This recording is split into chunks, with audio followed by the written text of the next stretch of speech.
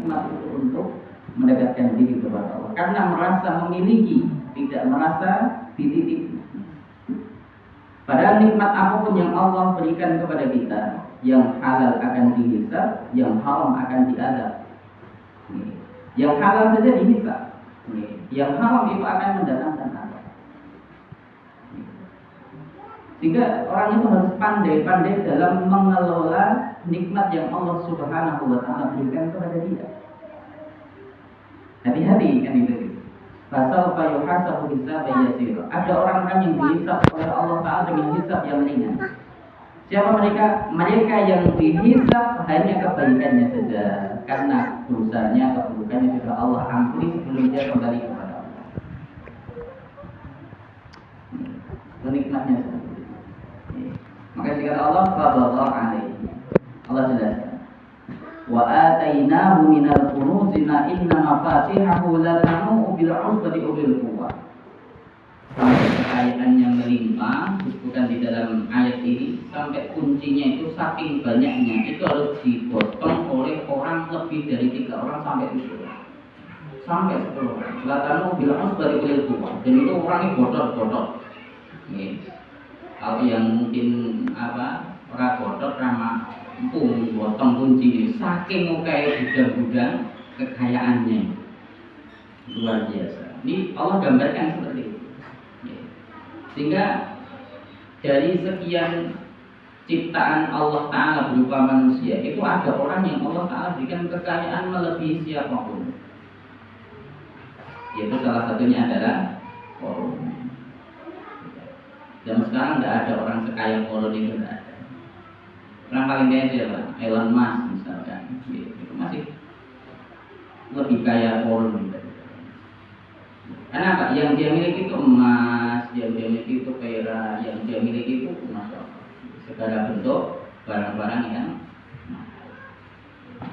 saking senangnya dia, saking sombongnya dia pamer di hadapan masyarakat ketika itu. Dia arak seluruh harta bendanya dengan dibawa oleh para pengawalnya, pembantunya,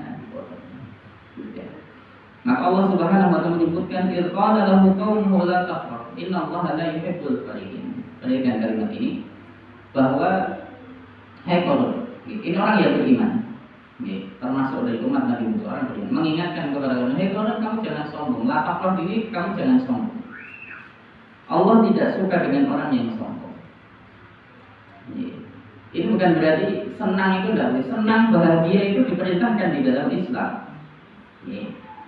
Kita itu harus berusaha bahagia, harus berusaha senang terlebih ketika beribadah kepada Allah.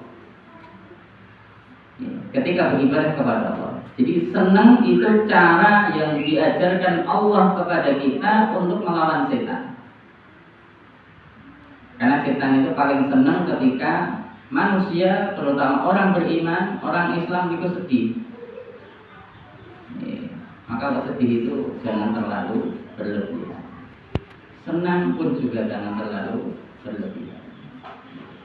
Apa kata Allah dalam ayatnya? Innaman najwa minasyaitani liyahzuna alladhina amanu wa laysa bidarrihim syai'a. Sesungguhnya tiada lain bisikan, godaan gitu ya, yang ada terbesit dalam hati kita itu dari setan. Lihat dzunalladzina amanu, untuk menjadikan sedih orang-orang yang beriman. Jadi kalau misalkan panjenengan berlarut-larut memikirkan dosa, memikirkan maksiat, terus itu diampuni orang, terus itu terlalu gede, terus nangis, terus itu ngamal, setan senang. Kalau ketika sadar bermaksiat, segera bertobat saja, memperbaiki diri. Maksiat lagi, tobat lagi, memperbaiki diri, terus seperti itu. Bukan berarti kemudian ketika kita bertobat minta ampun kepada Allah, kemudian kita maksiat, dengan maksiat itu tobat kita bertengkang, tidak. Itu satu amalan yang berbeda. Tobat maksiat itu dua amalan yang berbeda. Maka perintah Nabi SAW ketika ada seorang datang kepada beliau, ya Rasulullah, aku telah melakukan perbuatan dosa. Kamu sudah bertobat, kamu sudah bertobat. lalu aku melakukannya, ya tobat lagi.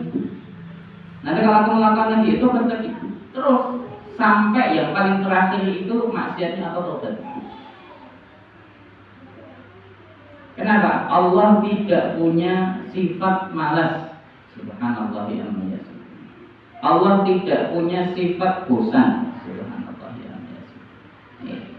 Allah tidak punya sifat-sifat buruk seperti itu, sifat-sifat kurang seperti itu. Itu hanya ada pada diri makhluknya, pada diri manusia, pada diri kita. Jangan batasi Allah Subhanahu wa ta'ala dengan akal kita, dengan pikiran kita. Allah itu ala kulli syai'in qadir. Ala kulli syai'in qadir. Itu harus kita tanamkan pada diri kita. Sekiranya sesuatu yang kita bayangkan, yang hendak kita planning, yang hendak kita lakukan, kita tidak mampu, Allah mampu. Jangan kita anggap kemudian tidak mungkin. Bagi Allah itu sesuatu tidak ada yang tidak mungkin. Allah saja dengan perintahnya kepada Nabi Musa, tongkatnya bisa membelah lautan. Api tidak membakar Nabi Ibrahim. Nabi Nuh bisa buat kapal, padahal tidak pernah belajar ilmu perkapalan. Nabi Isa saja bisa menghidupkan orang mati, menyembuhkan orang yang sakit. Itu Allah Subhanahu wa ta'ala. Jadi makhluk seperti kita itu hanya asbab saja, hanya wasilah saja. Jadi kembali ke sini, bukan berarti senang itu tidak boleh. Senang, bahagia itu diperintahkan dalam Islam. Terutama orang harus senang, harus bahagia ketika beribadah kepada Allah. Jangan sampai ibadah yang kita kerjakan itu menjadikan diri kita beban. Jangan. Tidak. Tapi jadikan itu sebagai apa? Sarana untuk kita senang, bahagia. Sebagaimana orang-orang melakukan maksiat itu senang dan bahagia dengan maksiat mereka. Lalu kenapa kita tidak bisa bahagia dengan ibadah kita? Dengan sholat kita, puasa kita, sedekah kita, baca Quran kita, zikir kita, dan yang lainnya. Makanya di sini yang dimaksud adalah la tafrah, kamu jangan sombong. Ini senang terlalu senang, bahagia terlalu bahagia, kemudian melupakan bahwa nikmat itu adalah pemberian Allah Subhanahu wa ta'ala yang harus disyukuri. Karena Allah Subhanahu wa ta'ala la yuhibbul mustakbirin, tidak suka, artinya benci kepada orang-orang yang sombong. Kaitannya dengan ini Nabi SAW pernah bersabda, la yadkhulul jannah man kana fi qalbihi mithqalu habatin min kibrin, wa la yadkhulun nar man kana fi qalbihi mithqalu habatin min imanin. Nabi menyebutkan orang tidak akan bisa masuk ke dalam surga hanya karena ada kesombongan sebesar habbah biji. Entah biji apa nih. Saat gede ini biji ya cilik. Biji apa yang gede? Biji apa? Biasa gede boleh apa? Biji apa yang paling gede?